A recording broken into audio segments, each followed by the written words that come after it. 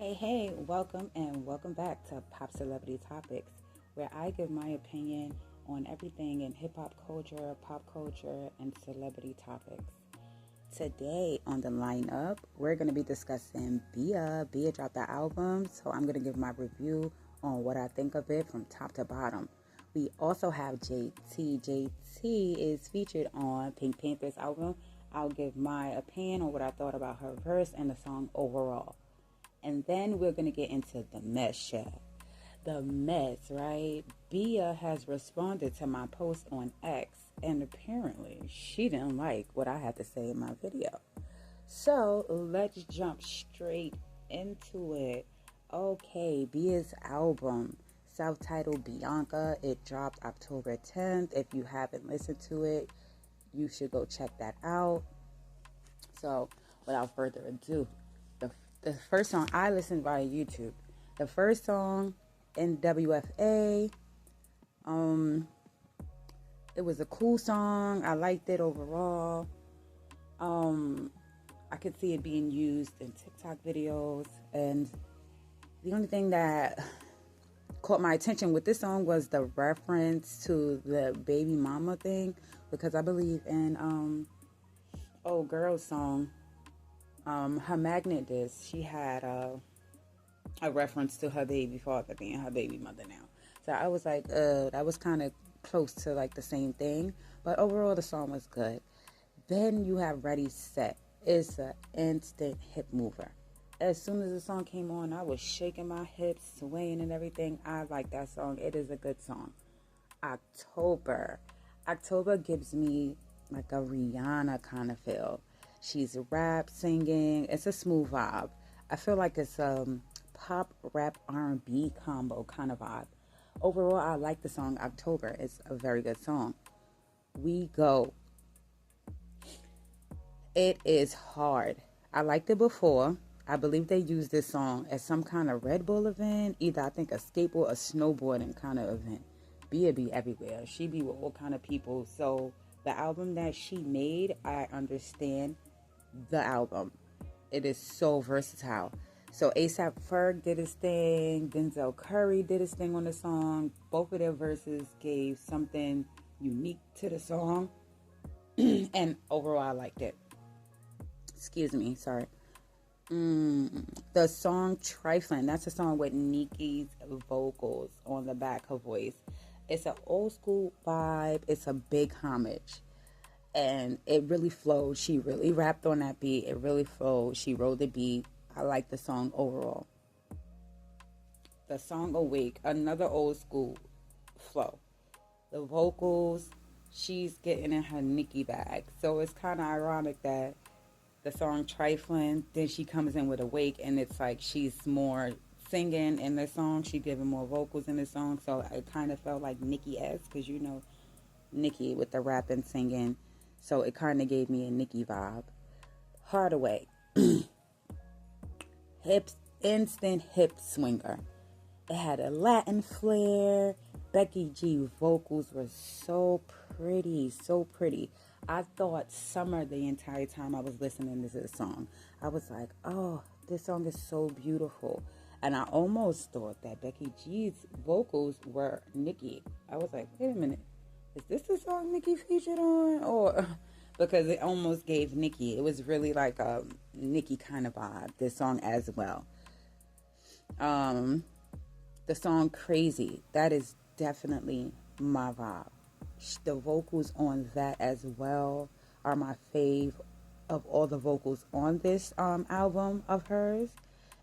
The song is beautifully written. I love everything about this song. Ty Dolla Sign, he had his verse was great, so it fit the song. Everything about this song was my vibe. This is my vibe. Sad Party, instant hip mover. Sounds a little bit like Rihanna. Like Bia gives me a little Rihanna vibes. No, nobody else feel that? Okay. Bad Guy. It was another big homage. Or Foxy. I thought Foxy when I heard this song. Another old school vibe. Like, love the song. It's one of my favorites. Guava. She was talking big talk, big shit, as she should. You know, no skips so far.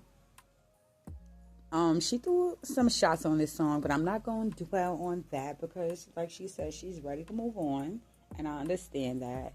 And you know, she don't want to be attached to, you know who, for her whole career. So I guess her wanting to move on. So we ain't gonna dwell on that. But it was some shots thrown in there, even though she said she wasn't gonna throw no shots. Also, the song, I don't know how to say the song, minus plus 44, I'm not sure. Her accent when she came in, it was so cute. I was like, what? And then when the rapping started, it was on a London drill kind of flow. She's so talented. The only thing I didn't really care for was the Stephon Diggs reference, because I'm like, gosh, girl. You know they're going to try to attach that in some way, shape, or form. Yeah. Pray for You. Pray for You is one of my faves. It's an piano, kind of Latin flair. It gets your hips moving. The message in the song is beautiful. This is also one of my favorite songs. Dade came out a while back, but I didn't hear it until just now. And it's a bop. Definitely had my shoulders and my head bouncing. So, you know, Dade was cool. Overall, it's no skips. This album is my vibe. It's Nicki S. It's multiple genres. It's singing. It's old school. It's rap. It's party. It's pop. So it gave me everything. If you listen to this album and you say you didn't find anything on this album that you like, anything, you're a hater. Because this song is so widely versatile with genres of music. So I can't even fathom somebody saying that they wouldn't be able to find anything up here that they would like. So overall, I give this album an 8.5. And Bia did her thing. Bia did her thing. All right, so let's move on to JT, she did what she does. She got in her little singing pocket. Y'all know she can't sing, but she be doing it anyway. It is cute for what it be or whatever. But she did what she does.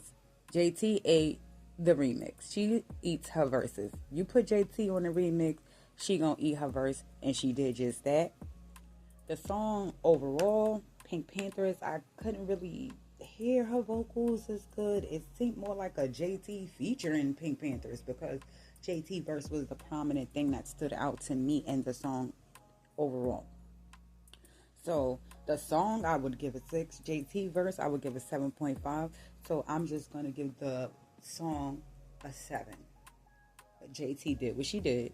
She did what she does, and she ate that verse. Okay, right. So now let's move on. Let's get into the mess chat. So I made a video on TikTok. I posted it to my ex account. And Bia responded. I'm going to insert clips on the video, also screenshots of her response and my response to her as well. And I'll catch you guys after the video. What you're going to say in defense of your child, and it may be you taking a shot at somebody else's kid if they took a shot at yours. So I feel like she could have stayed off of that subject. And her saying she don't drag pregnant women, that's when I felt like it became more of a personal thing. And I was like, if Nicki did unfollow her, I could see why. Because what do you mean you don't argue with pregnant women? What you trying to say about me, honey? I argue with pregnant women, and that pregnant woman is arguing with me, talking about my child, and you argued with her last time. Well, you argued with yourself because she didn't respond to this shit. Okay, so basically, Bia saying she didn't know Cardi was pregnant. I'm not going to say it's cap, but I'm going to say it's cap. Because it was heavy speculation with her last pregnancy, just like it was with this pregnancy. And how did she not know? You giving us a rundown of all of her business, so you claim you knew, but you didn't know she was pregnant. So I think that's kind of fishy. But anyway, she says she's giving her grace during her pregnancy. And I guess she feel like other people should as well, but no, your pregnancy just got revealed the week of your album drop. So why did I have to now say, oh, she dissed me, let me not say anything? And the craziest thing is you're trying to give her grace, but you're taking all of these tour and press runs and you're throwing shots at her during the entire press run. You said you wanted it to be about you, but every interview I see, they ask you about Cardi. Aren't these interviews like they pre-screen the questions that they ask the artist? So I'm pretty sure she knew these questions was going to be asked. So you're attaching yourself to her anyway, even though you said you didn't want to be attached to her. But I digress. Anyway, also her response about um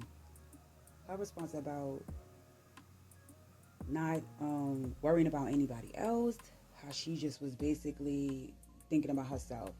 I don't know if you went to Zodiacs, but most Leos are like that, full of themselves, big-headed, egotistical, and sometimes it'd be like, but for what?